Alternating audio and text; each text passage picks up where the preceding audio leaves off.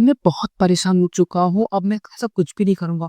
मैं कभी भी भलाई नहीं करूँगा, कभी नहीं करूँगा। एक बार मैं ऐसे ही जा रहा था घर की ओर और मैंने रास्ते में देखा कि एक व्यक्ति 2-2 बैग लेकर जा रहा है और मैंने सोचा कि चलो हेल्प कर देते हैं, मैं बाइक से था और जैसे ही मैं उनके पास गया और मैंने बोला कि आइए हम आपको लिफ्ट दे देते हैं और घर जाइए, उन्होंने मना कर दिया। और मुझे ये अच्छा नहीं लगा कि मैं मदद करना चाह रहा हूँ और उन्होंने मना कर दिया। उनको ज़रूरत थी लेकिन उन्होंने मदद नहीं ली। थोड़ा देर मैंने उसके बारे में सोचा तो मुझे पता चला कि उनको डर लग रहा था कि मैं उनके सामान को चुरा ना लूँ, मतलब उनको चोर लग रहा था। इस वजह से वो मेरे साथ बाइक पे नहीं हुए थे और उन्होंने मुझे मना कर दिया। फिर मैंने सोचा कि अब से तो भलाई करनी ही नहीं है, करेंगे ही नहीं, ना ही हमें ना सुनने को मिलेगा, ना ही हम पूछेंगे, ना ही करेंगे।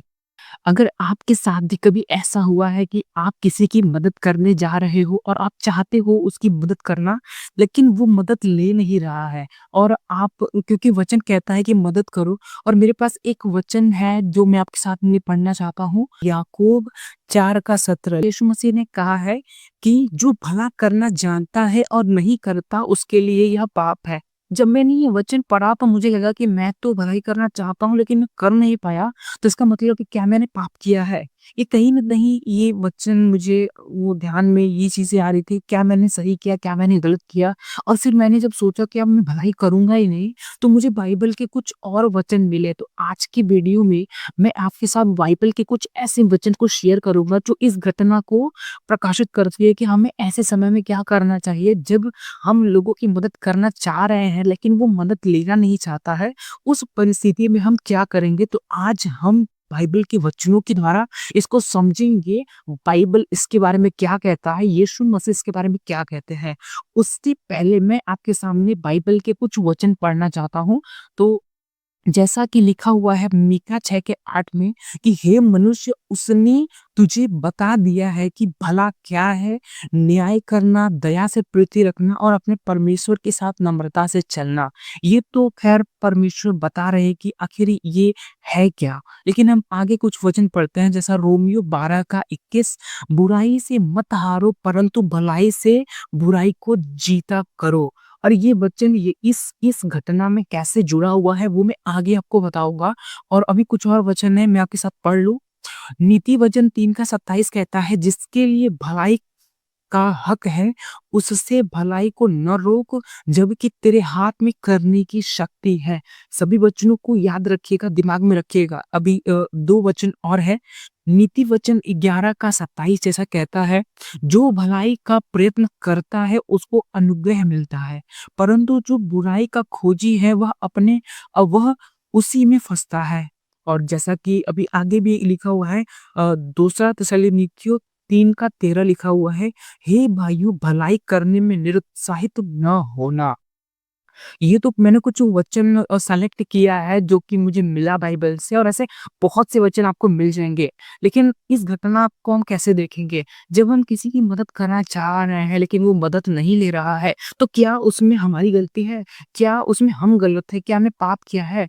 तो उसके लिए एक वचन ये है कि जो यहाँ पे लिखा हुआ है कि जो भलाई का प्रयत्न करता है, उसको अनुग्रह मिलता है, परंतु जो बुराई का खोजी है, वह उसी में फँसता है। नीति वचन 11 का 27 इसके अनुसार हमने प्रयास किया है भलाई करने का, लेकिन सामने वाले ने उस भलाई को एक्सेप्ट करना नहीं चाहा।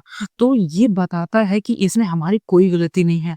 हमें उसका अनुग्रह मिलेगा, हमें उसका भाग मिलेगा, लेकिन इसमें हमारी कोई गलती नहीं है। ये गलती तब नहीं होगी जब हमने प्रयत्न किया है। बाइबल में ये वचन साफ-साफ कहता है नीति वचन 11 का 27 कि जो भलाई का प्रयत्न करता है उसको अनुग्रह मिलता है। जो भलाई का प्रयत्न करता है, जो सोचता है उसके बारे में नहीं। आज के समय में काफ़ी सारे लोग देखते हैं कि सामने वालों को मदद की ज़रूरत है लेकिन वो केवल सोच कर रह जाते हैं कि वो देखते हैं कि यार कोई और कर देगा, मैं ही क्यों करूँ? या फिर हम करना तो चाहते हैं लेकिन हम लोगों को देखते हैं और उस वजह से नहीं कर पाते कि लोग क्या कहेंगे। और इस ऐसे सिचुएशन में ये वचन लागू नहीं होगा। जब हम मदद का प्रयत्न करेंगे, भले ही मदद करें ना करें, मदद का प्रयत्न करेंगे तब जाकर हमें अनुग्रह मिलेगा, ये वचन कहता है।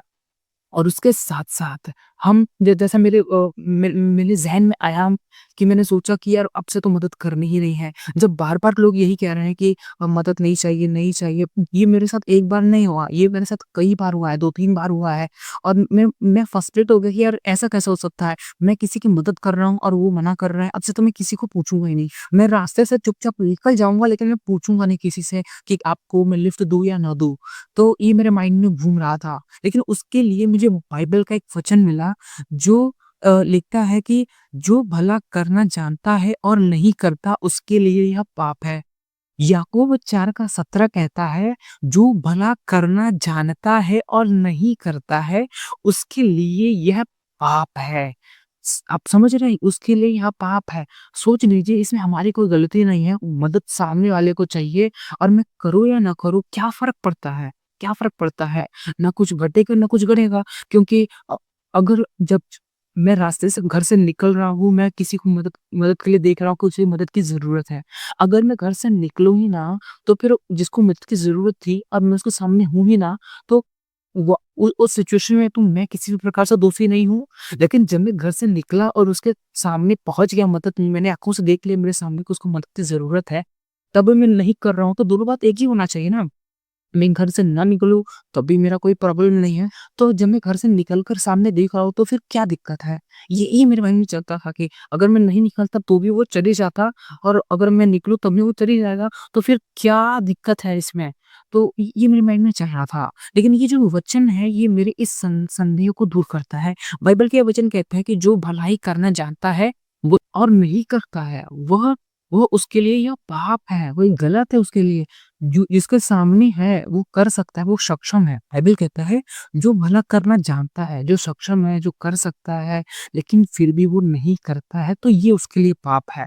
तो अभी हमने क्या देखा? 2 चीज़ हमने देखी। पहला ये कि जो भलाई करने का प्रयत्न करता है, वो आशीष पाता है, वो अनुग्रह पाता है। लेकिन जो भलाई करना जानता है लेकिन नहीं करता है, वो पाप पाता है, वो पापी कहलाता है। उसके लिए ये पाप है। दोनों अलग चीज़ है। पहला पहला हमने प्रयत्न किया, वो हुआ नहीं हुआ वो बात की बात है।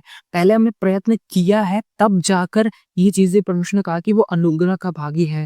लेकिन जो जानता है लेकिन उसने किया ही नहीं, कर ही नहीं सकता, कर ही नहीं पाया, वो वो कर सकता था लेकिन उसने नहीं किया, तो ये उसके लिए पाप है।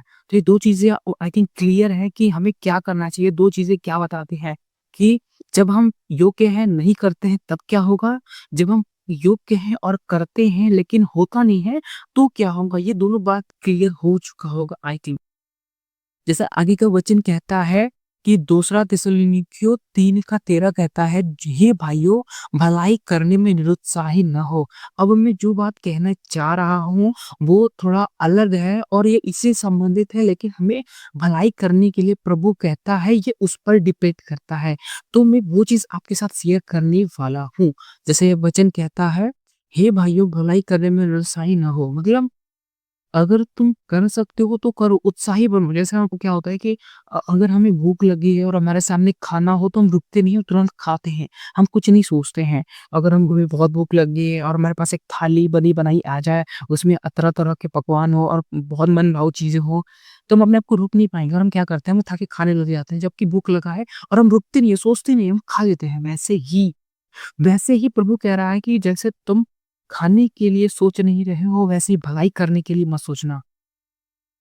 कुछ-कुछ ऐसी जगहें होती हैं जहाँ पर हमें रुक कर सोचना पड़ता है और वो वचन के द्वारा हम समझ सकते हैं। यहाँ पर जैसा लिखा है ना कि जिसके लिए भलाई का हक है, उसकी भलाई को न रोक।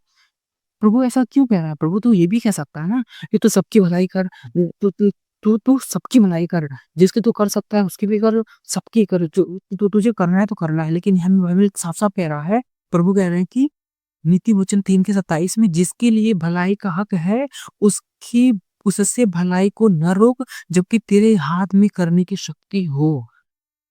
जो भलाई का हकदार हो, उसकी भलाई करो। हमारे हमारे पास सामर्थ्य है तो हम करें। हम ये प्रभु की आत्मा के द्वारा समझें। अभी कहाँ हमें भलाई नहीं करनी चाहिए। तो ये चीज़ तो मैं बहुत ही थोड़ा-सा ये मैं आपके साथ शेयर करना चाहूँगा कि कहाँ पर हमें भलाई नहीं करनी चाहिए। फॉर एग्ज़ाम्पल एक व्यक्ति है क्या वो क्या करता है कि उसे मदद की ज़रूरत है, वो आपके पास आता है, कहता है भाई कुछ पैसे की ज़रूरत है, मुझे दे दीजिए और मैं कुछ समय बाद लौटा दूँगा। मेरा तबीयत ख़राब है, मेरे घर का तबीयत ख़राब है, मतलब किसी का भी तबीयत ख़राब है या कुछ और रीज़न लगाकर वो पैसा माँग रहा है। फॉर एग्ज़ाम्पल मान के चलते हैं, वो कहता है कि मेरे पेरेंट्स का तबीयत ख़राब है और वो पैसा आपसे माँगता है। तो आप तो बहुत ही इमोशनल हो जाओगे यार, पेरेंट्स हैं, मदद तो करनी चाहिए, आप कुछ भी करके पेरेंट्स से करनी तो चाहिए मदद। और आप क्या करोगे? आप क्या कुछ ही ले लो पैसे जाओ। लेकिन यहाँ पर हमें थोड़ा रुकना है। मैंने सूरज सुलेमानी सर से सुना था, एक एक घटना सुना था। उन्होंने कहा था कि एक बार उनके पास एक भाई आए और उन्होंने कहा था कि भैया मुझे कुछ पैसे की ज़रूरत है भाई, मुझे दे दीजिए और मुझे दवाइयाँ लेनी हैं। तो सूरज कुमार सर कहते हैं कि ठीक है, हम ठीक है करेंगे मदद। वो दवाई की पर्ची कहाँ है? हम आपको लाकर देते हैं। आपको हो सकता है कोई महँगी पड़ जाए। मेरे कॉन्टेक्ट में कुछ लोग हैं जो कि डायरेक्ट वो दवाइयाँ दे सकते हैं, तो वो कमीशन वगैरह नहीं लेंगे, तो मतलब ऐसा कुछ था। तो उन्होंने कहा कि पर्ची दीजिए। मतलब सूरज कुमार सर का कहने का मतलब था कि आप पर्ची लाइए, हम आपको लाकर दे रहे हैं। उन्होंने कहा कि पर्ची तो अभी नहीं है, अभी हम लाते हैं। तो उन्होंने कहा कि ठीक है, आप पर्ची लाइए, हम देते हैं। तो वो भाई कहते हैं कि अच्छा रुकिए, मैं जा रहा हूँ, पर्ची लेकर आता हूँ। तो वो सूरज बेमारी के पास से चले जाते हैं और सर उनके पास से चले जाते हैं और वो दोबारा लौट कर ही नहीं आते हैं। सूरज बेमारी सर कहते हैं कि वो भाई दोबारा लौट कर आते ही नहीं हैं। वो कहते हैं कि थोड़ा ठहर कर सोचो कि सच में क्या उसे भलाई की ज़रूरत है। हो सकता है कि सामने वाला जो व्यक्ति है आपकी मदद का गलत इस्तेमाल करे, गलत फ़ायदा उठाए। अगर आप पैसे दे रहे हो तो हो सकता है वो नशा करे, हो सकता है वो दारू पिए, हो सकता है कुछ गलत करे, कुछ नशा करे, कुछ गलत चीज़ें करे। थोड़ा ठहर कर सोचो कि क्या सच में हमें उसकी भलाई करनी चाहिए, नहीं करनी चाहिए। और कुछ जगह हमें भलाई करने के लिए सोचनी भी नहीं चाहिए। आप रास्ते से जा रहे हो, देख रहे हो कोई गिर गया है, तो बिना सोचे मदद करो। आप रास्ते से जा रहे हो, अभी आज क्या हुआ कि आज मैं भी चर्च से आ रहा था, तो रास्ते में एक अंकल थे, वो बूढ़े थे, तो वो साइकिल पे पीछे आटा या ऐसा कुछ लेकर जा रहे थे, तो एक बाइक के अचानक सामने आ जाने से वो डिसबैलेंस हो जाता है और वो मुड़ान पर जहाँ पे टर्न होता है, वहाँ पे गिर जाते हैं। जैसे गिरते हैं तो मेरे मन में आया कि आज मैंने वचन बहुत मतलब आज मैंने जो वचन सुना वो मेरे लिए बहुत ही ज़्यादा वैल्यूएबल था और वो वचन मेरे दिमाग में चल रहा था, तो जैसे मैंने देखा और तुरंत मैं बाइक पर रुका, वहाँ पे आगे बढ़ गया। तो वो चीज़ हेल्प करनी बहुत ज़रूरी है। तो ये वचन जो हमें कहता है, वचन को मानना है, वचन पर चलना है और जब तक हम नहीं करेंगे तब तक हमारे लिए नहीं होगा। बाइबल में कहा गया है, जब तक तुम दूसरों का क्षमा नहीं करोगे तब तक तुम्हारा तुम्हारा भी क्षमा नहीं किया जाएगा। तो आज की वीडियो में यही तक। हम आई होप हम ये आशा करते हैं कि आपको समझ आया है। वीडियो के अंत में बस हम इतना कहना चाहेंगे कि आप सूरज कुमार सर के वीडियो जाकर देख सकते हैं। उनके द्वारा आप काफ़ी सारी चीज़ें सीख सकते हैं। ऐसे-ऐसे सीखे हैं जो आप उनसे सीख सकते हो, परमेश्वर के पवित्र वचन को सीख सकते हो। तो आई होप आप सभी कुछ हमें सीखिए। Praise the Lord.